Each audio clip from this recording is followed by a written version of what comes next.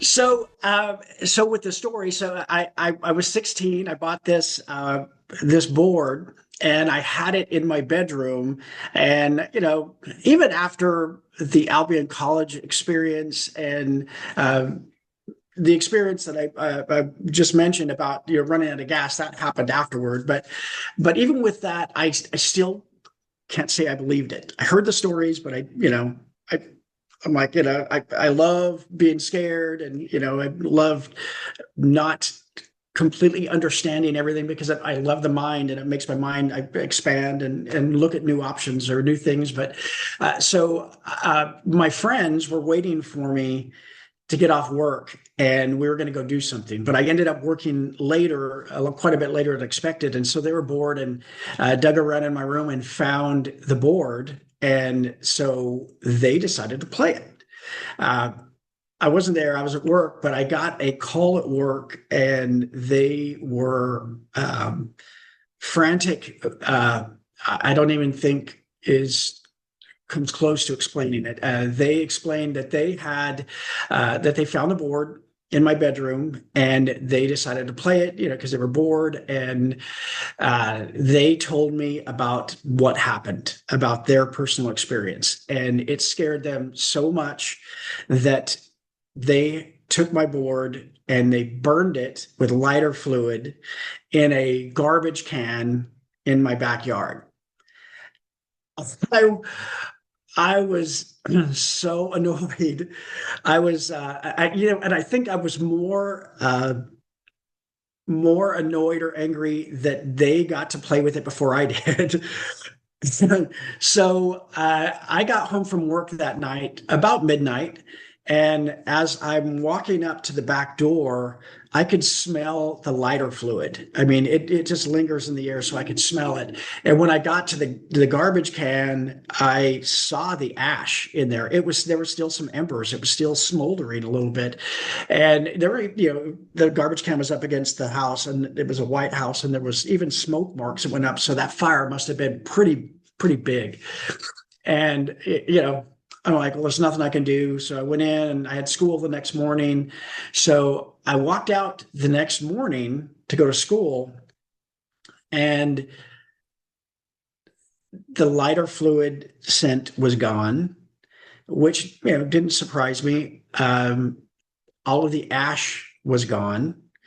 The smoke marks on the side of the house were gone.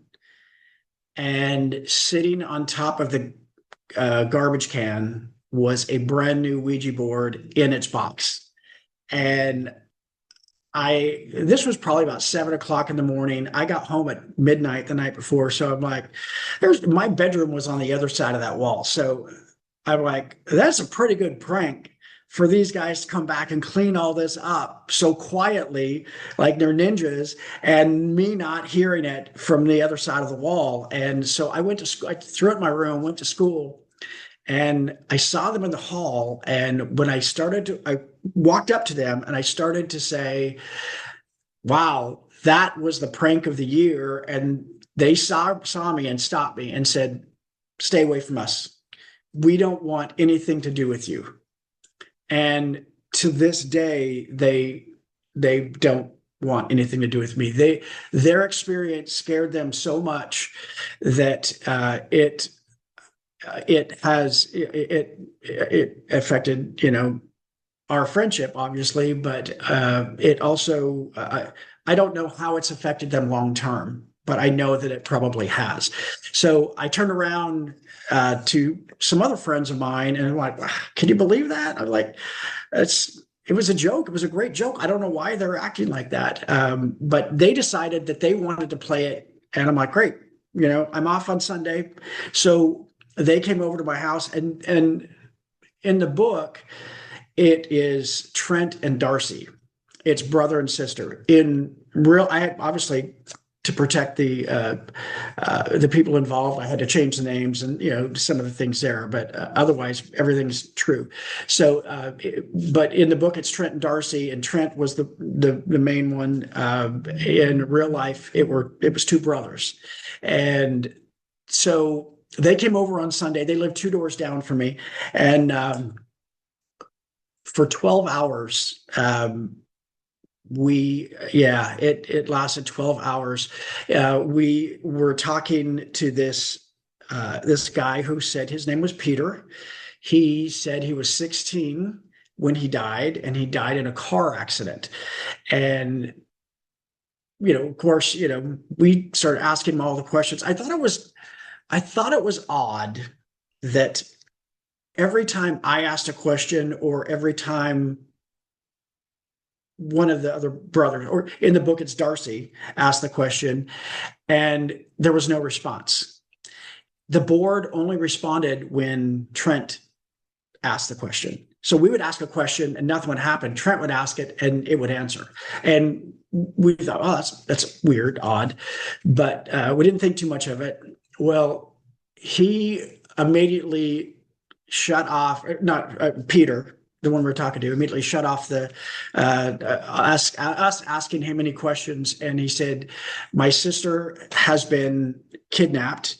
She's bound and gagged in this boarded up house, and you have to save her.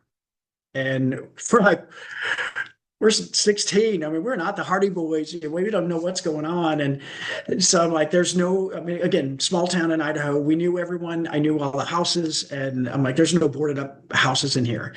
It gave us an address, an actual address. So we went over there, and there was a boarded up house there. And so we tried to pull the boards off. We called out, he said his sister's name was Chastity. We called out his sister, we called out Chastity's name. We listened for any noise. We did everything we could, to see if someone was in there. And then we went back. Nothing, we couldn't find anything. So we went back. And as soon as we went back and put our fingers on the planchette again. I was the scribe. I didn't actually have my fingers on the planchette. The other two did. But as soon as they put their fingers on the planchette, it started moving and said, she's there. She's there. Go back. You have to go back now. So we're like, it's weird. Let's go back. So we went back and forth several times. Each time it was getting darker. I mean, this lasted all throughout the night. At one point, we're back, and it was nighttime, and a car came by, driving by really slowly. And I don't remember which one of us, but it said, if this is true, what if that's the kidnapper killer? And I kind of pass it off as it's a neighbor thinking that, there's kids vandalizing the house. But either way, we hid, and this lasted all night long. Finally, we went back. The last time that we utilized the board, and I'll use the name Trent because that's the name of the book. The board said, if you don't help my sister Trent, actually use my friend's name Trent, then you will die the same way I died. And so we freaked out, and we thought, well, all right, we've been over there for the last, at this point, 12 hours. And actually, it was over 12 hours, and we didn't find anything. So let's see if we can corroborate Peter's story by going to the local newspaper office and looking. And we spent 2 hours in their microfiche room searching all obituaries for a 16-year-old boy named Peter that died in a car accident. And we thought if we could verify that, then this is right. This is true.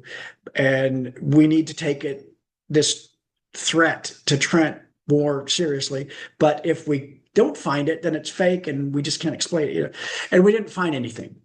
And so two of us were excited. Woo, it's fake. But Trent stayed quiet the whole time, and which is not like him. He laughed a lot, and he was he was on the football team, and and all of a sudden he said, well, we didn't ask Peter if he died here in this town. Which is true, we didn't. And so if he hadn't died there, he wouldn't be in that paper. So we went to the sheriff. I'm like, let's go to the sheriff. And the sheriff didn't believe us. And basically, he knew my parents, and he's like, I'm going to, I'm going to take you to school in my cruiser, and then I'm going to call your dad, and he's going to beat your butt, and he would have. So, we kind of just everyone let it go. And about 10 years later, we graduated high school. About 10 years later, I was home visiting my parents, and my mom saved all of the cards and stories that I wrote from second grade on, and Mother's Day cards are made for her. And so I was going through that drawer, and I got to the end, and I noticed that there was some paper sticking out underneath the bottom of the drawer, like someone had taken the drawer out, hidden something there, and put it back in. And over time, it kind of worked its way out. So I pulled the drawer out and I read it, and it was all of my notes from this experience. And I had stapled them, and I read through everything, and like, it was a weird experience. So I had heard that Trent and Darcy were in town visiting their parents. So I went over to their house, and Darcy answered, and I said, we kind of caught up. I'm like, well, where's Trent? I leave town and I'm going back home tomorrow, so I'd like to, catch up with him. And she's like, oh, you didn't hear? I said, no. And she said, well, Trent died.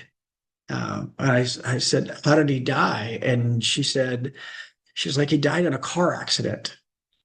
And I've told the story thousands of times, and I still get goosebumps all over. And I had just read those notes an hour before, and I said, when did he die? And she said, it was a brother. He said, this day I'll never forget. And he said, he told me the date, and it was exactly 2 years to the date that threat came through the board. And clearly I talk a little, but that stunned me. And I said, do you remember that experience we had playing with the Ouija board? And Darcy's jaw dropped. And she said, she remembered, and she said, you know what? That house burned down too. And there was no body ever found at the house, at least that was reported. So the book actually, it goes into detail about my friend's experience and what they experienced, and my experience, and of course, the aftermath of it. Doesn't talk about the aftermath of my guilt and everything, but when I was writing this, I realized, it hit me, why Trent lost his life. There was a reason that he was marked, which is the title of the book, Marked by the Ouija. There's a reason that he is marked. And that when I learned that, I realized that could really help with the guilt. And I realized it's not me. It's not my fault. And I shouldn't feel guilty. But the reason that he was marked is in the book. I don't want to give it away, but it is a really crazy